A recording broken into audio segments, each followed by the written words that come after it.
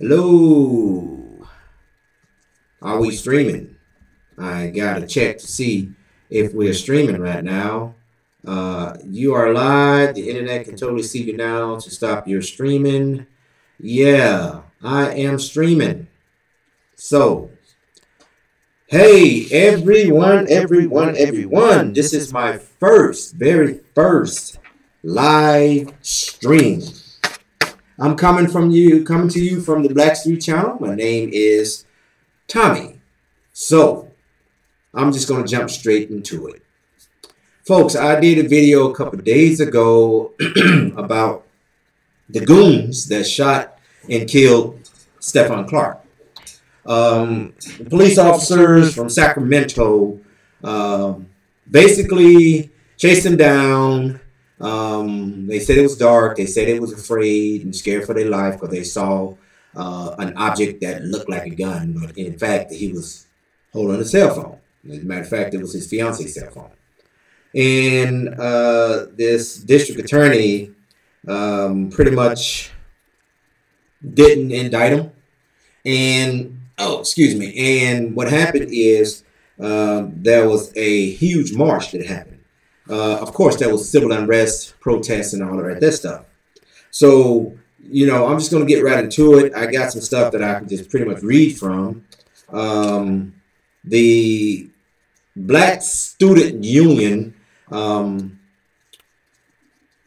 what they did is they organized a very large march, and they marched to the Capitol. And what it encompassed was high school students, college students. They walked off their campus by the hundreds on Thursday to join a boisterous and at times angry 4-hour march to the state capitol to demand reform on police use of force. Now, I did a video way back indicating exactly what hostile intent and hostile act is. So, and I just thought that police officers, and this is just me now, I can only speak for myself, I thought police officers were trained to recognize what hostile intent or hostile act is. See, police officers are the one that runs toward what's happening, and of course, citizens runs away from it. So you are inherently going to put yourself in that position to be shot at, even killed in line of duty. But it doesn't say anything about when somebody holds a cell phone that you should be afraid for your life. So, the point is, what I'm saying is, Stephon Clark got shot in the back 7 times. And one time he got shot when he was on the ground, according to the autopsy.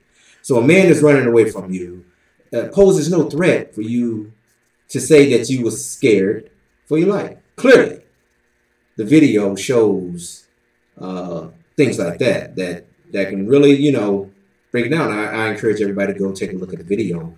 Just don't take my word for it. Do your own due diligence, like I did. But what happened is what caused this is this district attorney. Her name is Anne Marie Schubert.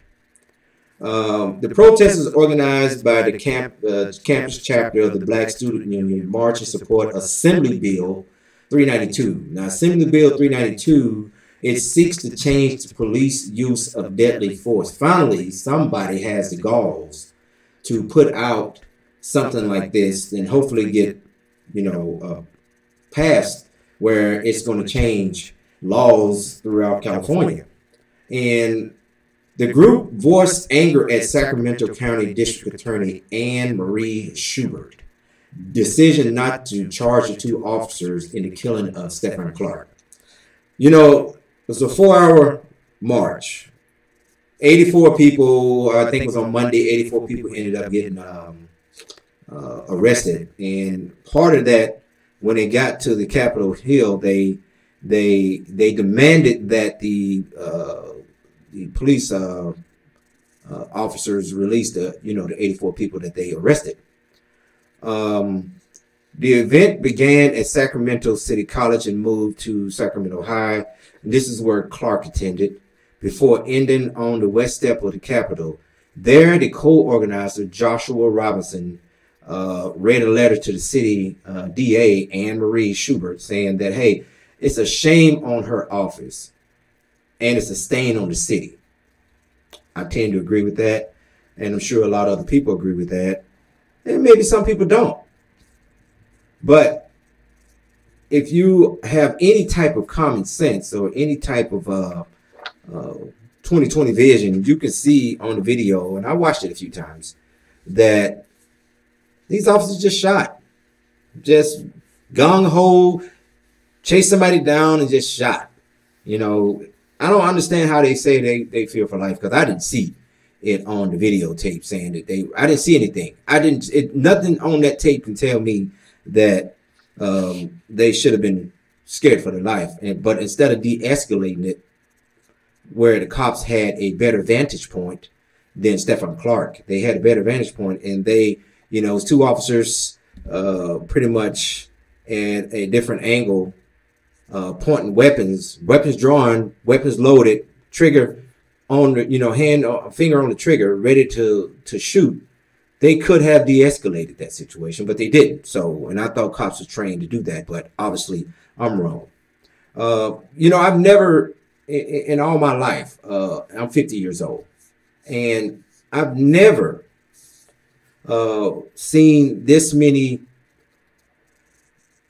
integrated people in the United States. Because when I grew up in Arkansas, you didn't see that. My point is, white people are getting tired of seeing unarmed black men getting shot as well. So things are changing. It changes slowly, but they are changing, and you can see some of the changes. But one big thing is the police officers are probably going to fight this bill, because then they're going to say, we can't do our job. Well, you're not doing your job, especially when you say that you are scared for your life because somebody got a cell phone in their hand. You're not doing your job. What you're doing is using an excuse to fire and kill an unarmed person. And, you know, this is something that victims, the parents of the victims, they don't want to be in this club, I guess you can call it a club, or even have the statistics on them. They lost their son over these two gung-ho cops. And would you believe that they still have these gung-ho cops on the payroll? At least they can do is they could fire them. And, you know, this dang district, and not the district attorney, but the attorney general, his name is Xavier Becerra, announced that he would not file charges against the two officers as well. Now, again, I don't know what planet the district attorney and the attorney general is on, but both of them decided not to do anything like that. And I have a strange feeling that if the district attorney would have charged these two cops, I have a strange feeling that this attorney general probably would have overruled it and say, hey, no charges will be filed against these police officers. I mean, I understand, you know, I was in the military for over 2 decades, so I understand some of the things that police officers go through. But this right here is something I can never understand. How can you say that you were scared for your life when you shot a man in his back 7 times? I don't know. I just don't know. It's something that, you know, as I hate to say it, but something that's become almost a daily ritual in the United States. You know, like, I'm gonna wear a badge of honor that I killed a unarmed black man. I mean, come on now, come on.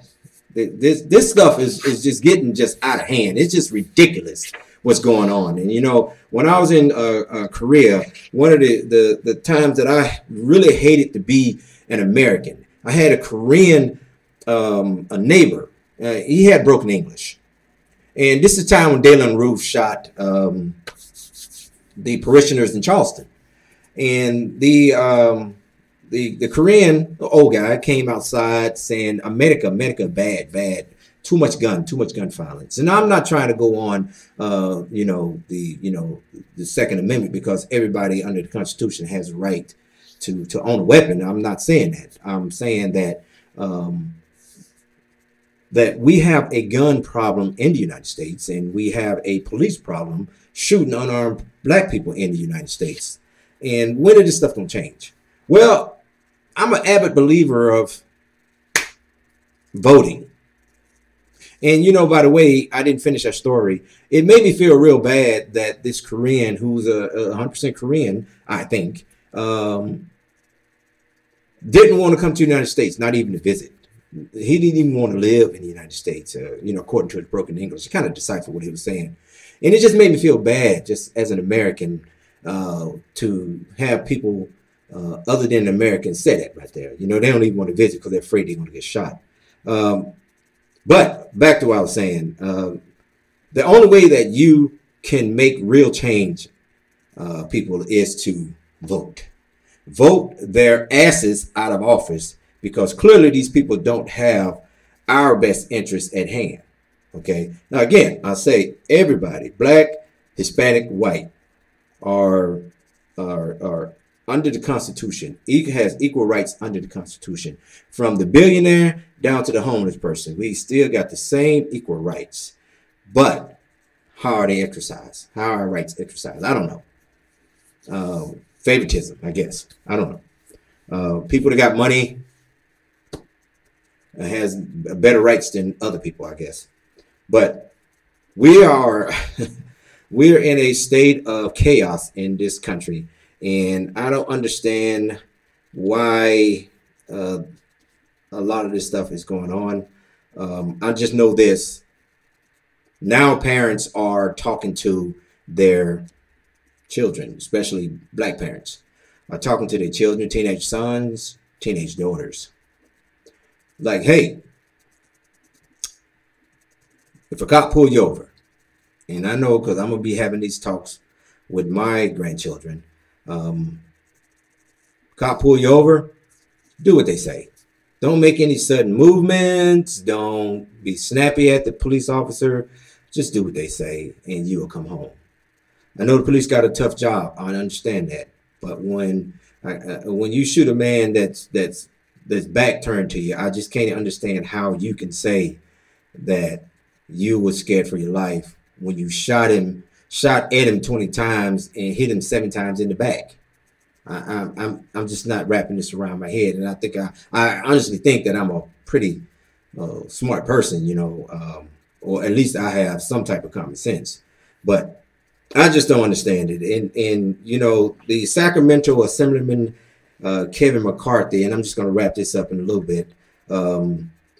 He put out an assembly bill. It was co-signed introduced by Shirley Weber and Kevin McCarthy, and it's called an Assembly Bill 392. And what they want to do is they want to introduce this bill, and hopefully they propose to change the law.